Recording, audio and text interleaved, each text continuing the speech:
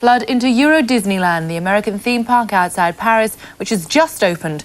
But transport workers are threatening to disrupt today's opening ceremony, and a government minister has told people to stay away because of a feared crowd crush. We can now cross live to Sky's entertainment reporter, Fiona Phillips, who's at EuroDisney. Fiona, a very good morning to you. Good morning to you. Paint the picture for us. Sorry? Paint the picture for us. What's it like? It's absolutely incredible. You said 250,000 people will be flooding in. They won't be. It only takes about 55,000, and it seems as though they're controlling the flow already. Although I have to say it's packed. The gates opened at 9:01, where they greeted the first family. I didn't see that. I was here. And there's a ceremony to dedicate the castle, which is actually going on behind me. Marching bands, Disney executives, fireworks, the whole lot. We've seen a lot of that this weekend. It's wonderful. The sun's shining. Everyone's smiling. They always do here, though. It's not without controversy, though, is it? No, it's not. The rail workers are on strike. The workers operating the RER link down to Euro Disneyland, they've come out in sympathy with building workers who said that they've lost money because Disney overspent their budget. They said they're out of pocket. So they've come out in sympathy. The thing is, I think Disney will be quite pleased about that because the number of people here already is absolutely incredible. I said earlier on, there was about a 15-mile queue on the A4 leading into here, and that was about 5 o'clock this morning, so goodness knows what it was like coming up to opening.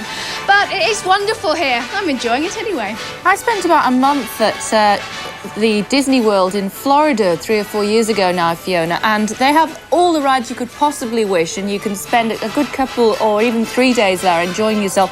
But there has been some criticism about the Euro Disneyland that they don't have the same amount of rides and the same attractions.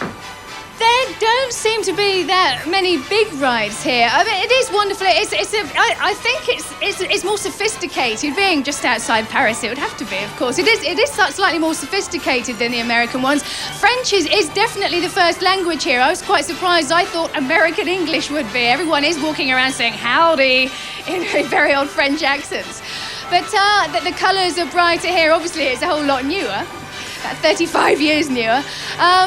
It's wonderful. I don't know how they're going to cope in winter, though, because Paris isn't renowned for its good weather. So I don't know what it's going to be like once the winter comes. They have accommodated for that, apparently. I mean, all the restaurants, obviously, are inside. They can cover up some of the theme parks, but a lot of the rides are out in the open. They've catered for everyone, though. They've got little floating cups and saucer rides for the little children. They've the traditional carousels, and they've got the bigger rides for the daredevils, like the Thunder Mountain ride, which is a roller coaster type thing, a big train going around an American mining village.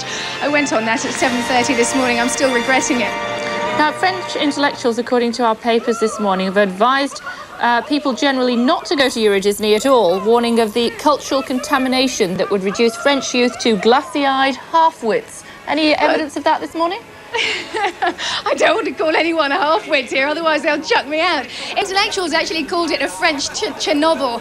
The locals haven't been pleased at all. The little village around here is Marne-la-Vallée, and I think it's a village of about 4,000 people, and obviously they've got 14,000 cast members, as they call their employees here, all wearing the correct underwear, no beards, no big earrings, and deodorant, of course. They've got to wear that. It's in the contractual stipulations. But the local residents say that they might be forced to move out because EuroDisney are actually building up around these small villages to accommodate some of their cast members. Fiona, so it's not without its controversy, but they're all having fun here at the moment. Fiona, it looks as though we're building up to something terribly exciting. What's happening at the moment? We can see Mickey Mouse on top of the castle. I'm sick of seeing Mickey Mouse. I've seen him constantly this weekend. I feel like throttling him. I don't know what you can see now. I can see Mickey waving his hands around. There are going to be speeches from Michael Eisner, who's actually the president of Walt Disney. Robert Fitzpatrick will be speaking, who's the chairman of EuroDisney. And we'll also have a speech from Mr. Roy Disney. We had a dedication of the Hotel Disneyland yesterday. The speeches went on for about 45 minutes, so I'm warning you. There'll be lots of fireworks once they've all finished there. Lots of marching bands. It's good fun. It really is a fantasy land here. I don't know what you can see now, actually. It's all going on behind me at the castle. Yeah, presumably the construction workers don't agree with you with it being a fantasy land at the moment. They're complaining about not having been paid. Yeah, exactly. Because Disney went over budget. They've spent over £2 billion on this place. I mean, it shows everything wasn't working like clockwork when we got out here. But over the last 2 days, they're sort of managing. They're getting on with it. There's still a few, like we had a power failure last night. It's a bit like faulty towers at the hotel we're staying at. I keep expecting Basil Fawlty to pop out of Mickey Mouse's uniform.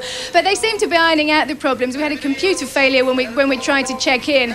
We had a meal and they brought about 5 courses at the same time twice because they thought they had brought us in. And they're all very confused. They're all trying very hard, and the problems are being ironed out. I think you can't help but enjoy it here, I don't think. I'm enjoying it anyway. As long as you've got the money though, Fiona, it's not cheap, is it? No, it definitely isn't cheap. If you come for the day, you get an adult passport, which is about £23, and each child is charged £13 for a one-day passport. A child here is aged 3 to 11, so once you've gone over the magic 11 mark, you're paying adult fares. So it's not cheap, but it really is more than a day out. And there are hotels here if you want to stay. People have actually been camping out here overnight to try and get in. I think they've succeeded. People are flooding in now. As I say, though, they are controlling the flow, thank goodness, because there are still thousands of people waiting outside. They won't be being able to have a drink to calm their nerves, though, will they, once they get inside? There's no booze, is there, in Disney? There is in the hotels, but actually in the theme park, once you get inside the actual EuroDisney land, no, there's no drink. There's lots of Coke, lots of coffee, lots of orange juice, lots of fizzy drinks all over the place, but no alcohol. If you stay in the hotels, you can surf it yourself on alcohol. I've never seen so much champagne in all my life. It's been popping here all weekend. But in the theme park, no alcohol, which is sensible. If you're going on some of these rides, you don't want to be K-lied. Indeed. Now, if people watching at home are intrigued as to whether or not they should go to EuroDisney, is it Not worth today. the journey, or should they go to Florida instead? It depends what the weather's like. I think if you're coming over to the continent, you have to come here. You really do. It's a wonderful fantasy land. It is. I don't know really what I think about it, but it is a fantasy land. Everything is done so wonderfully. I mean, the dancers, they're singing and dancing here. Everything's wonderfully choreographed. They've spent weeks training everyone. It's a magic spectacle. But if you want the weather, obviously, then I think hop off to Florida. It's worth it if you come over here, though. Definitely worth a day visit. Okay, when all 2 days. when all the speeches are finished, we'll come back and have another chat, Fiona. Thanks for the time being. Bye-bye. Bye-bye. And back to the real world.